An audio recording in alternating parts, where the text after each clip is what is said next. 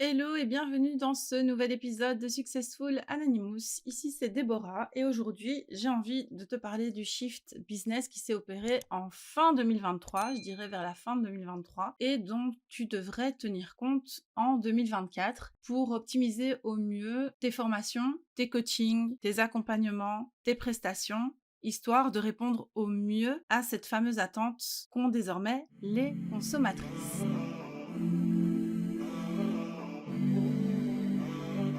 Je sais pas si tu t'es rendu compte de ça aussi, ou si c'est moi seulement qui ai fait ce constat, mais en 2023, le monde du coaching, le monde des formations en ligne a pris une sacrée claque. La faute à qui? La faute aux vendeurs de tapis. Même pas les vendeurs de tapis, mais la faute des personnes qui ont fait des promesses en l'air, qui ont promis monts et merveilles en termes de résultats, en termes de coaching, en termes de formation, etc. et qui se sont permis non seulement de faire de fausses promesses, mais de ne pas les tenir de préférence, et surtout, tout ça pour un prix totalement incroyable, limite indécent. Donc non seulement des personnes ont pris des coachings à près de 10 000 euros, le coaching, l'accompagnement. Le tarif de 10 000 euros, c'est pas ça le problème. Quand il y a une vraie implication derrière, quand il y a une vraie structure, une vraie méthode qui est apportée et qu'on obtient un résultat, ou en tout cas on obtient une certaine transformation, même sans parler de résultat, mais une transformation, quand la promesse est tenue, il n'y a pas de souci. Moi, on m'entendra pas dire qu'il y a un tarif qui est trop élevé, il n'y a qu'un tarif qui est juste, normalement. Mais proposer des tarifs totalement fous pour rien, juste pour faire rentrer des sous sur un modèle un petit peu bizarre qui est « je suis coach, je t'apprends à être coach, on fait que du mindset, on travaille que sur tes croyances limitantes, et c'est tout. Derrière, tu n'obtiens toujours pas plus de clarté sur ce que tu as envie de faire. Il y a toujours pas plus de... Ouais, il y a pas plus de clarté, en fait, dans ce que tu comptes réaliser. Tu sais pas où tu navigues. En fait, tu te rends compte que tu viens à un rendez-vous de 30 minutes ou d'1 heure par semaine et tu écoutes quelqu'un te dire « Non, tu dois faire ça, non, c'est comme ça ». Il y a que des hacks, il y a pas de stratégie, il y a pas de méthode, il y a du vent, en fait. Là, moi, je dis non. Et là, je me révolte, je m'offusque, je dis outrage à magistrat. Non, vraiment. Parce que ça, c'est pas possible, on peut pas abuser de la confiance des personnes comme ça. On peut pas leur promettre qu'elles vont atteindre 10 000 euros de chiffre d'affaires par mois, 20 000 euros de chiffre d'affaires par mois. Donner des exemples qui sont un petit peu douteux aussi en disant « Moi, j'ai obtenu 20 000 euros de chiffre d'affaires en faisant ce coaching, alors toi aussi, tu peux le faire ». Parce que peut-être que tu as réussi à faire 20 000 euros de chiffre d'affaires, c'est pas ça qu'on remet en cause. Il y a des personnes qui t'ont fait confiance, qui sont venues te donner de l'argent, etc. Mais toi, derrière, qu'est-ce que tu leur as apporté? Si ce n'est leur vider leur portefeuille. Est-ce que tu as pu leur donner une vraie méthode à suivre ou on navigue totalement en eau trouble, quoi? Le problème de tout ça, parce que mon épisode ne vise pas à dire que c'est pas sympa d'avoir fait ça, que ça se fait pas, ça, tout le monde l'aura compris, on m'a pas attendu pour le savoir. Par contre, mon épisode de podcast d'aujourd'hui, il vise à mettre en lumière ces pratiques-là, pour les dénoncer, certes, mais je pense que ça a été assez fait. Mais surtout, surtout, surtout, mon point, en fait, dans toute cette histoire, c'est quoi? C'est de dire qu'à cause de ça, en 2024, les gens n'ont plus confiance. Voilà. Donc, quelques personnes malhonnêtes ont entaché la fonction, on va dire, et sont venues rendre très compliqué le fait de pouvoir coacher, accompagner d'autres personnes pour, ce coup-ci, réellement obtenir des résultats. Du coup, qu'est-ce qu'on a besoin? Parce que moi, tu le sais, si tu m'écoutes depuis un moment, je déteste rabâcher 1 heure sur les problèmes. Moi, ce que j'aime, c'est trouver des solutions et focaliser mon énergie et donner toute mon énergie aux solutions. Donc, qu'est-ce qu'on fait quand on voit qu'un shift s'est opéré entre les gens avaient confiance, prenaient des coachings, et les gens n'ont plus confiance, ont pris trop de formations pour combler les lacunes des coachings en question, ont pris plein de formations, il y a comme un déséquilibre qui s'est produit. Donc, qu'est-ce qu'on fait une fois qu'on a vu que ce shift-là s'est opéré pour, malgré tout, réussir à vendre, réussir à conserver cette confiance, à préserver ce lien intègre entre notre audience, nos clientes et nous? Eh bien, c'est de ça que je veux te parler, c'est ça qu'on va voir tout de suite, puisque depuis que ce sales model, si tu veux, a évolué, les gens ont besoin de retrouver de l'humain. Tu vas me dire, oui, mais un coaching, donc pour reparler de ces coachs mal intentionnés, on va dire. Un coaching, c'est de l'humain. Un coaching, on a accès à quelqu'un et pourtant on s'est quand même fait arnaquer ou pourtant on est quand même tombé dans le panneau, etc. Donc comment on fait? Alors en effet, c'est un être humain, mais par contre, il n'y a pas d'humain derrière leur activité. Moi, ce que je te recommande de faire pour réussir, alors je sais pas quelle est ta configuration quand tu m'écoutes. Est-ce que tu es une coach, une prestataire de service, une formatrice en ligne qui cherche à préserver un lien de confiance important, ou est-ce que tu es justement une consommatrice qui cherche une coach, une formation, une prestataire pour atteindre un nouveau résultat? Tu vois, tu peux être l'une ou l'autre. Ben, je m'adresse à vous deux. En fait, ce qui va se passer, c'est que il faut partir en quête d'un modèle de vente dans lequel ta communication va refléter, premièrement, ton intention réelle. Donc, pourquoi est-ce que tu veux amener tes clientes à atteindre tel ou tel ou tel objectif? Pour que ton intention soit bonne, il faut qu'elle s'appuie et il faut qu'elle repose sur le service. Ça, c'est un point qui est beaucoup trop négligé, c'est que si ton intention n'est pas de rendre service, si ton intention n'est pas d'améliorer la qualité de ta cliente, donc la qualité de vie, la qualité de business, la qualité de publication, la qualité, peu importe la qualité de quoi, mais si ton but n'est pas d'améliorer cette qualité et donc d'être dans le service, ça va pas, il va y avoir un blocage à un moment donné. Donc, être toujours avec cette idée de rendre service,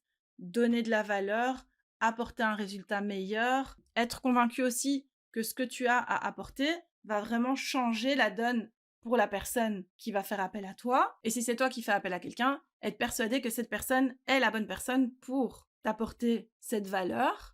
Vraiment, au niveau de l'intention, c'est la première chose qui est importante. Et je pense que c'est la première chose qui a manqué aux personnes dont on parlait juste avant, parce que leur intention devait tout simplement être d'augmenter leur chiffre d'affaires, d'augmenter l'épaisseur de leur portefeuille, etc. Et en fait, tous les entrepreneurs, à un moment donné, se retrouvent face à un choix qui est, ok, maintenant je suis à la croisée des chemins, qu'est-ce que je décide de faire? Scaler, encore, augmenter mon business, augmenter mon chiffre d'affaires, etc. Ou je dois améliorer peut-être autre chose avant de pouvoir améliorer l'état de mes finances, on va dire. Je m'explique par rapport à ça parce que ça paraît un peu confus. Là même, comme je suis en train de le dire, je me dis qu'il manque un élément dans mon explication. Pourquoi je pense que cette histoire d'intention, elle est hyper importante? C'est que, à un moment donné, ce qu'on nous vend, le modèle de vente qu'on nous vend, le modèle de business qu'on nous vend, ce fameux modèle dans lequel on est censé rentrer et plonger tête baissée, c'est le modèle de je dois augmenter mes revenus. Je suis pas une bonne entrepreneur si mon chiffre d'affaires de ce mois est inférieur au chiffre d'affaires du mois passé. Il y a un truc qui cloche chez moi si ce mois-ci j'ai fait 2000 € et le mois prochain j'en fais que 1500, le mois d'après j'en fais 5000 et le mois qui suit j'en fais 4000. C'est pas constant, ça monte pas en flèche tout le temps. Mais en fait, ça existe pas, hein. On peut avoir un business qui est en constante évolution sans pour autant que chaque mois, on ait une progression précise de 1000 €. Je veux dire, la vie, elle fluctue, le monde aussi, le business, comme on l'entend, il change également et il y a tout le temps des ajustements à faire. Mais le problème, c'est que si tu penses à ton business uniquement en termes de je dois évoluer, ce mois-ci, il faut que je fasse 1000 € de plus que le mois dernier parce que sinon ça va pas aller. Ça veut dire que je suis, comme je le disais, une mauvaise entrepreneur, que je sais pas gérer mon business correctement, que je suis bonne à rien, que tout le monde y arrive sauf moi, etc. C'est parce que on a ce type de pensée-là qu'on finit par trouver des solutions qui sont pas bonnes en fait et qui vont amener à quoi? Qui vont amener à des accompagnements qui manquent de qualité et où oui, on va scaler, on va augmenter le chiffre d'affaires, mais ça va être au détriment de l'audience. Et ça, c'est très mathématique. Pourtant, les maths et moi, on n'est pas copains, copines. Tu le sais normalement si tu me suis depuis un moment. Mais c'est mathématique.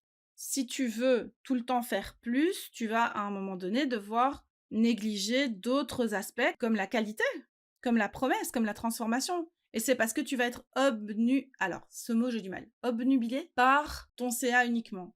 Et on perd tout le principe d'intention dont je te parlais juste avant, qui est rendre service, comment apporter de la valeur, comment faire en sorte que elle puisse atteindre tel et tel et tel résultat. Tout ça, tu l'as zappé, tu l'as oublié, tu l'as dégagé d'un revers de la main en disant non, moi mon but, mon intention c'est quoi? C'est de d'augmenter mon CA de 1 000 € chaque mois. C'est ça mon focus. Il y a un problème à ce moment-là, on a une grosse dissonance qui se crée. Je pense que c'est à ce niveau-là qu'on a obtenu vraiment une scission et un gros problème en fin d'année 2023. Parce que les gens se sont mis à penser comme ça, parce qu'il y a eu énormément de pression, parce que on parle plus que de 10K, 20K, 30K. Mais il faut respirer les amis, hein. Il faut vraiment repenser son activité et son business sur les bonnes bases et sur la bonne intention. Parce que sans ça, les mauvais choix vont se présenter et la lassitude va apparaître aussi. Et c'est la déception qui sera au rendez-vous, tant au niveau de la personne qui propose ses services, formation, accompagnement, etc., que de la personne qui va faire appel à vous. Ça peut être que la déception qui est au rendez-vous. Donc, qu'est-ce qu'on veut voir à la place de tout ça? Il y a plusieurs solutions en fait pour réussir à maintenir le cap, pour réussir à développer son chiffre d'affaires, mais sans pour autant en arriver à des grosses déceptions, et sans pour autant arriver à des déceptions tout court. La solution ou les solutions, elles résident dans quoi? Elles résident dans le fait de remettre de l'humain, comme je le disais, au centre de tout, remettre la bonne intention au centre de tout. On veut voir des personnes qui ont réellement compris quel est le problème de leur cible, des personnes qui proposent réellement des solutions et pas des personnes qui font du copier-coller d'autres programmes qui existent juste pour pouvoir générer du chiffre d'affaires sur d'autres choses, sur des soi-disant nouveautés, alors que ce ne sont aucunement des nouveautés, ce sont simplement des copier-coller où on s'est inspiré, entre guillemets, alors que dans la vie, il ne s'agit pas de s'inspirer, et en fait c'est du copier-coller, mais il s'agit de s'approprier des méthodes et des fonctionnements sur base de ce qu'on a réellement fait nous-mêmes.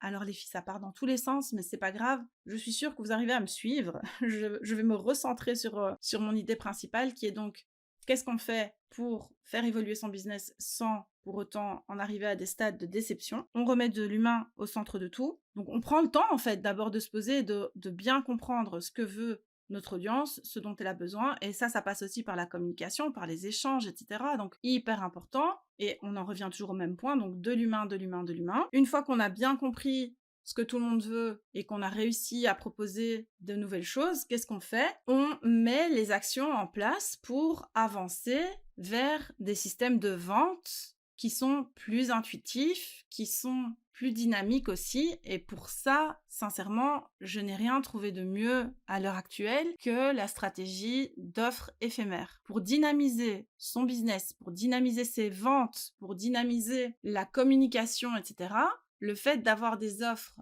éphémères, un panel d'offres éphémères, ça permet de vraiment rester à la page, de proposer du nouveau contenu de façon régulière, d'éviter de lasser son audience, d'apporter des éléments d'expertise sur différents domaines qui vous passionnent et qui passionneront très certainement votre audience aussi, de proposer de nouveaux formats, etc. Je pense que c'est vraiment un sales model qui est très novateur et surtout très prometteur. Je suis sûre que c'est vers ça qu'on avance. Parce que surtout quand on est neuroatypique, on a besoin de proposer de nouvelles choses, on a besoin d'arrêter de s'attarder sur des trucs vus, revus, revus, de se sentir imposé et obligé de proposer des modèles par exemple de formation ou d'accompagnement qu'on a déjà vus et revus et qui ne nous conviennent pas spécifiquement. Donc vraiment le panel d'offres éphémères, ça va être la clé de bien des choses. C'est pas compliqué à mettre en place à partir du moment où on sait quoi faire en premier, par quoi commencer, je vais dire, quand on sait combien de temps le proposer, quand et comment le retirer, comment exploiter ce contenu de façon optimale pour que ça continue à travailler pour nous. Et la bonne nouvelle, c'est que j'ai tout prévu avec une version hybride de la masterclass que j'avais présentée en janvier 2024, qui s'appelle Pop It Up. Elle est présentée actuellement avec le replay, mais sous forme de formation. Les retours que j'en ai eus sont totalement dingues. Je t'invite à les découvrir dans le lien sous cet épisode de podcast, pourvu que ce soit encore présent à l'heure où tu écoutes cet épisode. Vraiment, la stratégie d'offres éphémères, c'est ce qui convient le mieux, je pense, en 2024. Et je suis sûre qu'on évolue vers ce type de modèle de vente où on peut éventuellement envisager avoir une offre signature, peut-être même, et encore, c'est pas du tout obligatoire, une formation classique, on va dire. Et puis on vient dynamiser le tout et on vient rafraîchir et revivre avec de l'enthousiasme, du plaisir, etc. On vient retrouver tout ça avec un panel d'offres éphémères. Pour en savoir plus, tout se trouve sous cet épisode. J'aimerais bien connaître ton avis sur tout ce que j'ai développé aujourd'hui dans cet épisode de podcast. Vraiment, n'hésite pas à me contacter sur Insta, directement sous cet épisode, où tu veux, même par mail, parce que c'est un sujet qui m'intéresse énormément. Et voilà, j'aimerais connaître ton avis, donc je te laisse sur ces bonnes paroles. Je t'invite à retrouver Pop It Up, la version hybride, donc juste sous cet épisode également. Et quant à moi, je te dis à la semaine prochaine et merci beaucoup de m'avoir suivi jusqu'au bout.